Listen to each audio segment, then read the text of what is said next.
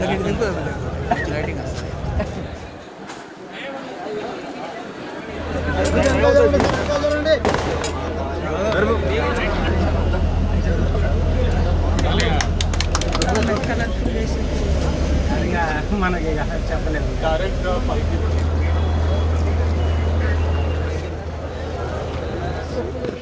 నిర్మల్ ఉమ్మడి ఆదిలాబాద్ జిల్లాలోని నిర్మల్లో మరి బస్ స్టేషన్లో ఒక 2 Lahiri sleeper come seater bus ఈరోజు ప్రారంభించడం నాకు చాలా సంతోషం అనిపిస్తుంది.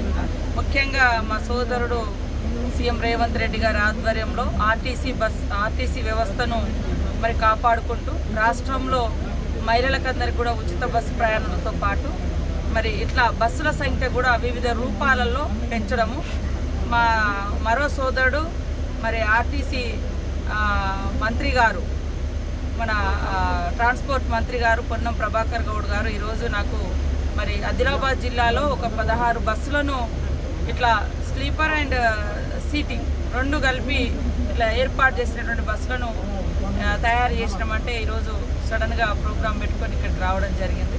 ఏది ఏమైనా మనం గతంలో చూస్తే ఆర్టీసీ కార్మికులు అనేక సమస్యలు ఎదుర్కొన్నారు. గత ప్రభుత్వం నిర్లక్ష్యం చేసింది.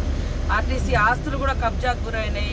బస్సులను కూడా పెంచలేనటువంటి పరిస్థితి. బస్సులన్నీ కూడా శిథిలావస్థలకు వచ్చినాయి. వాటన్నింటిని కూడా భవిష్యత్తులో ఇంకా అంటే రిపేర్స్ చేసుకొని మంచిగా ఏర్పాటు చేసుకొని ప్యాసింజర్స్కు అందరికీ కూడా అందుబాటులో ఉండే విధంగా తీసుకురావాల్సినటువంటి బాధ్యత ఉంది.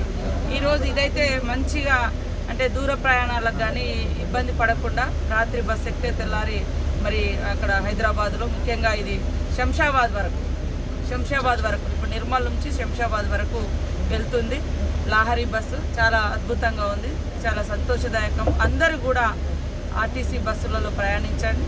మరి అదేవిధంగా ఇలాంటి మన ప్రైవేట్ వాటికంటే కూడా ప్రభుత్వ ఆధీనంలో ఆర్టీసీ సంస్థ ఇలాంటి వినూత్నమైనటువంటి ప్రణాళికతో ముందుకు రావడం చాలా అభినందనీయము. వారికి ధన్యవాదాలు తెలియజేస్తాము ఆర్టీసీ సంస్థ.